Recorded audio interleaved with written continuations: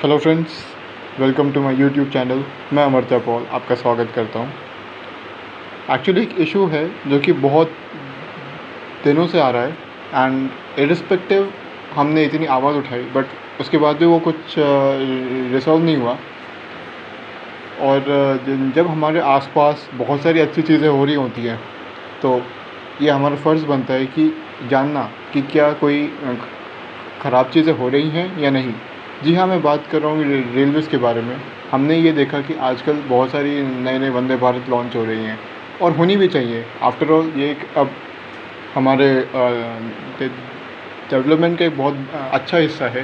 And in fact मैं तो ये कहता हूँ कि हर रूट पे वंदे भारत होनी चाहिए। लेकिन वंदे भारत चलने के साथ साथ हमारे जो एग्जिस्टिंग ट्रेन्स जो हैं उनकी भी पंक्चुअलिटी देखने के लिए ये रेलवे बोर्ड की ज़िम्मेदारी होनी चाहिए, है ना। तो उसी के सिलसिले में मैं आपसे कुछ बात करने आया हूँ।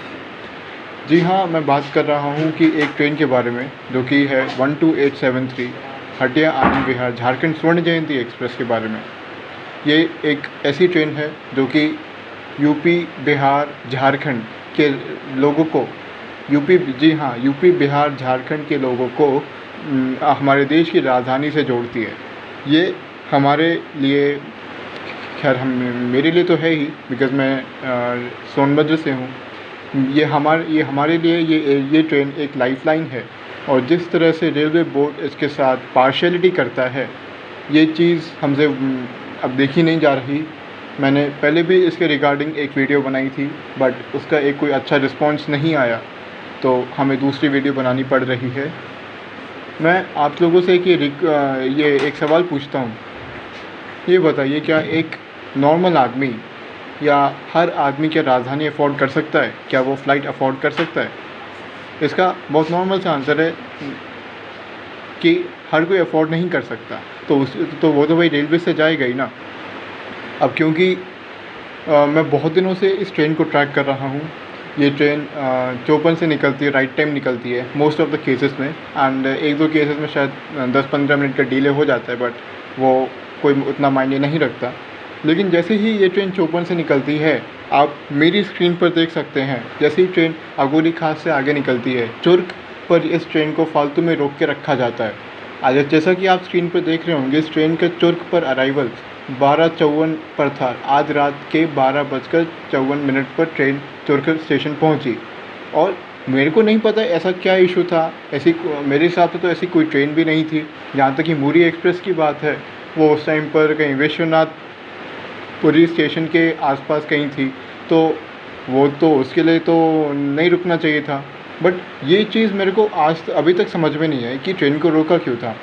और फिर जब मैंने बाद में जब आज सुबह इसका स्टेटस चेक किया, तो ये ट्रेन सोनभद्र स्टेशन पर रात के 2:10 के आसपास कुछ पहुंची थी। ये एग्जैक्ट टाइम तो मेरे को भी नहीं पता बट ये रात में 2 बजे पहुंची। अब आप बताइए, क्या एक सुपरफास्ट ट्रेन की इतनी सी भी इज्जत नहीं होती? क्या इतनी सी भी इज्जत नहीं होती एक ट्रेन की, एक सुपरफास्ट ट्रेन की? 5 किलोमीटर तय करने में 1 घंटे से ज़्यादा का समय, ये तो पॉसिबल ही नहीं है ना भाई। 5 किलोमीटर 1 घंटे से ज़्यादा का समय, और जो कि आप इस रूट की इतनी स्पेशल ट्रेन को आप रोक रहे हो। मतलब ये क्या कंट्रोलिंग हो रही है एनसीआर के द्वारा, ये तो समझ के बाहर है। और ठीक आप मेरी स्क्रीन पर एक और दिन का स्क्रीनशॉट देख रहे होंगे, जब चुर्क पर इसका अराइवल रात में कुछ 12:30 के आसपास था। और उस दिन भी ये ट्रेन सोनभद्र कुछ रात में 1:30 या 2 के बीच में ऐसा कुछ पहुंची थी।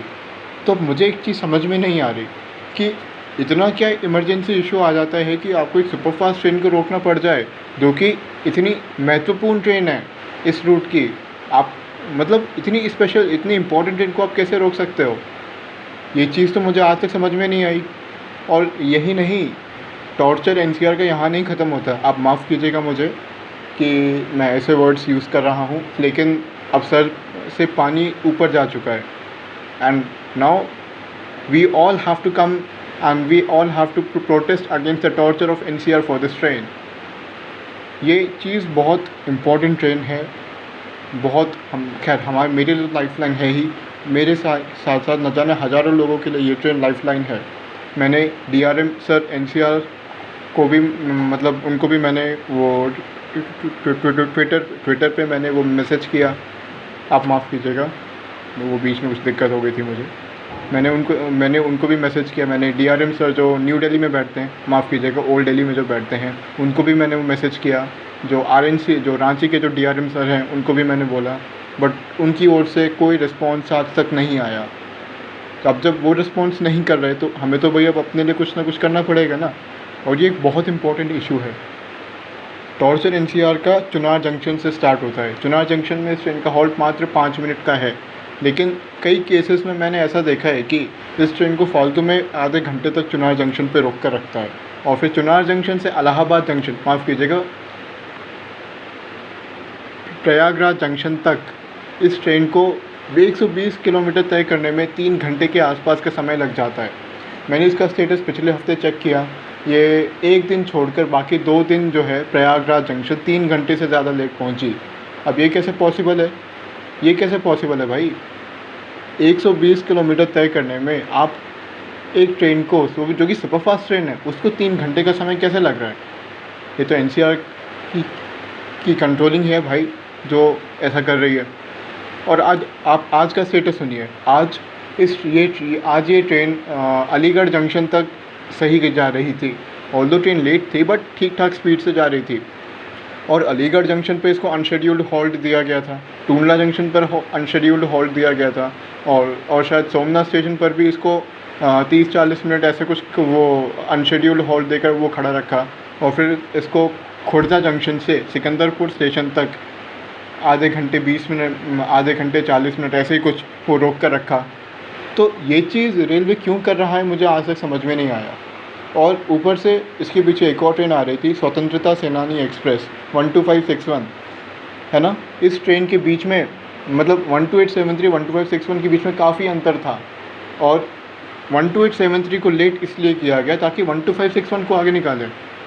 ये तो मुझे कोई मतलब समझ में नहीं आया। अगर 12873 का कोई हॉल्ट होता अलीगढ़, खैर अलीगढ़ भी हॉल्ट नहीं है, अनशेड्यूल्ड हॉल्ट वहाँ भी दिया था 4 मिनट का। अगर 12873 का कोई हॉल्ट होता अलीगढ़ जंक्शन और आनंद विहार टर्मिनल के बीच में, उसकी वजह से इसको लेट करते या 12561 को आगे निकालते, मुझे कोई दिक्कत नहीं थी। अब भाई हॉल्ट था, वो तो ओवरटेक तो पॉसिबल है। अब जब हॉल्ट नहीं है और दोनों ट्रेनों को जब 130 की गति प्राप्त है, तो ओवरटेक वो कैसे हुआ और क्यों हुआ? मतलब मेरे को तो ये जानना है कि ओवरटेक क्यों हुआ भाई। जब एक ट्रेन को आगे जाना है, उसका कोई हॉल्ट नहीं है, तो आप फालतू में उसको क्यों लेट कर रहे हो, है ना। और ओवरटेक को क्यों हुआ भाई? ओवरटेक तो वो जस्टिफाइड बिल्कुल नहीं था। और ठीक है, अगर ओवरटेक हुआ भी, और अगर आप जानबूझकर एक ट्रेन को लेट करके ओवरटेक करवा भी रहे हो, तो उसके बाद भी आपने इस ट्रेन पर टॉर्चर वो कम नहीं किया, इसको आप और लेट करते गए। ये कौन सा वो तरीका है भाई रेलवेज़ का, खास करके एनसीआर डिवीज़न का? मुझे तो आज तक समझ में नहीं आया। और अब तो हद हो गई, अब तो हद पार हो गई है, हद पार हो गई। अब तो मैं महीनों से इस ट्रेन को ट्रैक कर रहा हूँ, एंड ये पता नहीं एनसीआर अब फिर से क्या करने लग गया। बीच में ये ट्रेन बहुत अच्छी वो हो गई थी। खैर इम्प्रूवमेंट तो आया है, लेकिन और इम्प्रूवमेंट लाया जा सकता है ना। और आज जो हुआ कि मतलब इस ट्रेन को बार बार मतलब हर जगह रोक करके 12561 को आप ओवरटेक करके आगे निकलवा देते हो, तो वो चीज़ समझ से परे है भाई। जब इसका कोई हॉल्ट नहीं है तो ओवरटेक होना ही नहीं चाहिए पहली बात। जब दोनों को 130 की गति प्राप्त है, अगर पीछे से राजधानी आ रही होती, राजधानी ओवरटेक करती, तब तो ठीक है, समझ में आता भी।